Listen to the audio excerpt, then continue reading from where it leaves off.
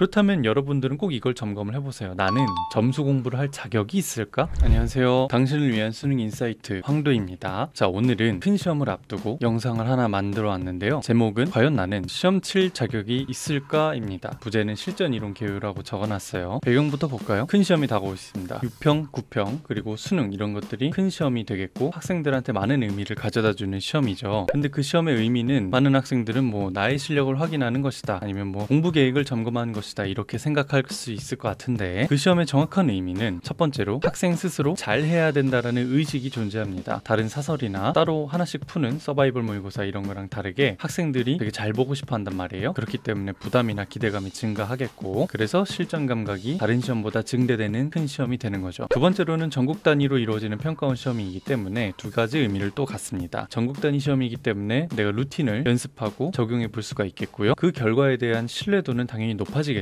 평가원 시험이기 때문에. 자, 그러면 실전 이론이라는 것의 개요를 봅시다. 실력과 점수, 이 두 가지 축이 있는데요. 이 두 가지는 모두 시간에 비례해서 둘 다 우상향하는 지표입니다. 그렇지만 서로 양상이 다르거든요. 근데 그 어떻게 다른지를 좀 보자고요. 내가 공부를 성공적으로 잘 수행을 했을 때 일반적으로는 공부를 하면 할수록 실력은 상승합니다. 보시다시피 그래프가 이렇게 우상향하고 있죠. 그리고 이 그래프의 특성이라는 것은 첫 번째로 연속적으로 상승한다라는 것이고, 두 번째는 개인마다 기울기의 차이는 당연히 있을 것이고요. 세 번째는 실력이 급성장하는 시기가 이렇게 있죠. 기울기가 높은 시기가 있고 완만하게 증가하는 시기도 이렇게 보이네요. 자, 아무튼 성공적인 공부를 많이 하면 많이 할수록 실력은 당연히 오릅니다. 그런데 증가하는 실력을 우리가 직접 확인하는 것은 쉬운 일은 아닙니다. 그렇기 때문에 사람들은 그 실력을 나타내는 지표로 점수를 활용하는 거잖아요. 그런데 그럼 우린 여기서 이 생각을 해야 됩니다. 이 점수가 과연 신용할 만한 지표일까? 내 실력을 잘 나타내주는 지표가 맞을까? 이 고민을 해봐야 된다는 거죠. 근데 실제로 우리가 시험을 봤을 때 관측되는 점수들은 이 빨간색 원으로 표시된 부분들이 되겠습니다. 실력은 우상향을 하고 있는데 점수는 이걸 잘 이어보면 왔다 갔다 하는 것처럼 보이죠. 그래서 학생들은 공부를 하면서 시험을 치면 내가 언제는 점수가 좋았는데 언제는 또 떨어지고, 이런 변동을 겪게 됩니다. 점수는 이산적으로 수집된다는 것이고, 공부 후반으로 갈수록 실전 모의고사를 많이 하기 때문에 측정 횟수가 많아지는 거겠죠. 근데 실제 점수의 분포 그래프는 이렇습니다. 실력이 이렇게 증가하잖아요. 근데 점수가 분포 가능한 영역은 폭이 이렇게 넓은 곳도 있고 이렇게 좁은 곳도 있네요. 이 폭 안에서 점수들이 하나씩 나타나는 것이겠고 관측될 수 있다라는 겁니다. 이 그래프의 특징은 점수는 외부 요소, 운이죠. 이건 제가 첫 영상에서 말씀드린 운이라는 요소에 의해서 실력 주위로 확률적으로 분포한다라는 것입니다. 두 번째 특징은 추세는 시간에 비례해서 증가하는 건 맞아요. 근데 공부를 성공적으로 잘하면 점수의 폭은 어떻게 되죠? 처음에는 되게 넓었다가 그 다음으로 갈수록 폭이 좁아지게 된다. 화학을 공부하신 분들이라면은 오비탈에서 전자가 존재할 확률과 비슷한 개념이라고 생각하시면 되겠습니다. 그래서 결론은 뭐냐면 실력은 공부 시간에 비례해서 증가한다. 성공적으로 공부를 한 시간에 비례해서 증가한 것이고, 두 번째는 점수는 개별적으로 보면은 굉장히 출렁이지만 추세로 봤을 때는 증가를 한다라는 것이고, 세 번째는 운 요소에 의해서 확률적인 영역을 가진다라는 것이죠. 그렇기 때문에 실력을 온전히 반영을 하지는 않는다라는 거예요. 실력을 100%로 반영을 해주는 것이 아니라 90%의 정확도를 가지면서 높은 점수가 나올 수도 있고 낮은 점수가 나올 수도 있다라는 것이죠. 그래서 우리의 수험 생활의 목표는 첫 번째로는 실력을 올리는 공부가 되어야 했고, 두 번째로는 점수를 안정시키는 공부가 되어야 된다라는 겁니다. 그것은 바로 실전 공부가 된다라는 것이죠. 그래서 이렇게 비유할 수도 있는데, 점수의 고점을 올리는 것은 실력을 올려서 하는 것이지만 점수의 저점을 끌어올리는 것은 점수 공부를 통해서 하는 것이다. 실전 모의고사를 하면은 고점이 올라가진 않아요. 왜냐하면은 고난도 문제를 시간 내에 푸는 게 중요하지 내가 시간을 충분히 들여서 머리 쓰고 풀지는 않는단 말이에요. 그렇기 때문에 실전 모의고사를 통해서는 고점이 올라가는 것이 아니라 저점을 끌어올리는, 폭을 줄이는 공부가 되는 것이다 라는 거죠. 그렇다면 여러분들은 꼭 이걸 점검을 해보세요. 나는 점수 공부를 할 자격이 있을까? 그리고 그 자격을 판단하는 기준은 뭐가 되냐면 개념 유형, 기출, 출제 원리, 고난도 공부가 선행되어야만 실전 모의고사 공부를 할 수가 있습니다. 그리고 또 다른 지표로서 볼 수 있는 것은 시간이 무제한일 때 모든 문제를 풀 수 있는가, 단 찍기 같은 걸 제외한 순수 실력으로 다 풀 수 있는가입니다. 국어로 예를 들면은 모든 선지들에 대한 나름의 판단이 이루어져야 되는 것이겠고요. 탐구어 과목 같은 경우에는 선지의 조합 따라서 몇 개를 지우고 들어간다든지, 아니면 기류법 같은 찍기를 통해서 한다든지, 이런 것들을 모두 제외한 순수 실력으로 풀었을 때를 말하는 겁니다. 그래서 이게 가능하다는 것은 점수 공부를 할 자격이 있다라는 것이고, 그 말은 실전 모의고사 공부가 의미가 있다라는 것이 되겠습니다. 그 전까지는 실력 공부의 점수 상승이 그냥 부가적으로 딸려와요. 뭐 예를 들어서 1, 2, 3, 4단원이 있다고 했을 때 내가 한 단원을 공부할 때마다 그거에 비례해서 당연히 점수도 올라가겠죠. 그렇기 때문에 앞선 과정이 선행되지 않으면 점수가 유의하지 않다라는 것이 되겠죠. 물론 이제 그 개인마다 목표에 따라서 선행 조건은 변화될 수 있어요. 예를 들어서 나는 최저를 맞추기 위해서 수학을 3등급만 맞으면 돼 하면은 뭐 킬러 문제나 준킬러에서 어려운 것들은 안 풀겠죠. 그러면은 22, 15, 뭐 21번 이런 것들을 제외한 최소 80점만 맞을 거야 하면은 남들보다 고난도 공부를 덜하고도 실전 모의고사 공부를 시작할 수가 있겠죠. 어쨌든 그 공부 시작 시기는 개인에 따라서 조절할 수 있다라는 것이 되겠고, 여러분들이 만약 이번 시험에서 난 이 과목은 평가받을 자격이 있어 하는 과목에 대해서는 루틴을 실험하시고요. 이 루틴을 실험한다는 것은 언제 예열 지문을 무엇을 풀고 내가 언제 초콜릿을 먹고 언제 도핑을 하고 뭐 언제 화장실을 가고 이런 자신만의 시험 당일 루틴을 만들고 실험을 해라 라는 것이고, 두 번째는 시험을 보면서 일정 분기마다 시간을 측정을 하세요. 뭐 수학을 예로 들면은 선택 과목을 먼저 푸는 친구라면 선택 과목을 다 푼 다음에 시간을 측정한다거나 아니면 3점을 다 푼 다음에 측정을 한다거나 이런 식으로 나의 시간 데이터를 만드는 것이 실전 공부의 기본이기 때문에 그 시간 데이터를 수집을 해봐라. 그리고 세 번째로는 오답이랑 피드백을 하는 것이 의미가 있습니다. 이 피드백이라는 것은 무엇이냐면은 시험 과정을 자전적으로 서술하는 것이에요. 그래서 시험 당시의 사고의 흐름이나 감정 같은 것들을 직접 적으면서 객관화를 하는 것이고, 이것들이 쌓이면은 뭐가 되냐면 나 스스로를 알아가는 데이터가 되는 것입니다. 그래서 자기 객관화 및 메타인지 등등에 도움이 되는 것이 피드백 과정이고, 이것이 의미가 있는 시기가 바로 실전 모의고사 공부 시기가 된다라는 겁니다. 자, 그럼 내가 어떤 과목에 대해서는 선행 과정이 완벽하지 않아요. 그러면은 아직 평가받을 자격은 부족하다라는 것이 되겠고, 그 과목에 대해서는 루틴을 실험하는 거는 뭐 얼마든지 해도 되고요. 근데 점수에 큰 의미가 없다라는 것을 여러분들이 알고 시험을 보시라는 겁니다. 내가 공부한 부분에 대한 점검과 복습으로는 활용할 수가 있어요. 배운 것들을 잘 맞췄는가 이런 것들을 확인해 볼 수 있겠죠. 어떤 과목에 1, 2, 3, 4단원이 있으면은 내가 3단원까지 공부를 했는데 거기에서 다 맞췄어. 그랬을 때 70점과 내가 4단원까지 공부했는데 각 영역에서 2개씩 틀렸어. 그랬을 때 70점을 맞는 것이 당연히 다 다르다. 점수로서 의미가 있는 거는 둘 중에 어디예요? 후자죠. 거기부터가 이제 점수를 우리가 의미 있게 생각해 볼 수가 있는 때다라는 거고요. 찍기 웬만하면 하지 마세요. 아직 평가받을 자격이 없는데 찍어서 맞추는 것은 무슨 의미가 있는 건지는 잘 모르겠습니다. 오히려 점수에 대한 해석이 오염될 수도 있기 때문에, 그래서 당부의 말씀을 좀 드리면, 첫 번째, 점수를 단편적으로 해석하면 안 된다라는 겁니다. 자, 이 점수랑 이 점수는 같죠. 그런데 내가 초반에 운이 좋아서 점수를 좀 높게 얻은 거가 내가 공부를 좀 했는데 운이 나빠서 점수가 크게 떨어진 이 두 개의 점수가 같다고 했을 때 이거는 과연 동일한 의미인가? 아니라는 거죠. 근데 이런 점수를 받게 되면은 전에 비해서는 크게 떨어진 거잖아요. 그렇기 때문에 학생들은 굉장히 좌절을 한단 말이에요. 내가 뭐가 잘못됐지? 근데 그럴 필요가 전혀 없다라는 겁니다. 왜냐하면 점수라는 것은 폭은 항상 존재하는 것이고, 그 폭에 의해서 내가 운이 좋게 잘 볼 가능성도 있고 운이 나쁘게 못 볼 가능성도 있는 것이에요. 그럼 우리는 여기에서 중요한 게 뭐냐? 현명한 학생은 점수 하나로 좌절하지 않습니다. 본인의 실력이 계속 상승해 왔다는 것은 스스로 증명하는 것입니다. 그리고 점수의 추세는 하나씩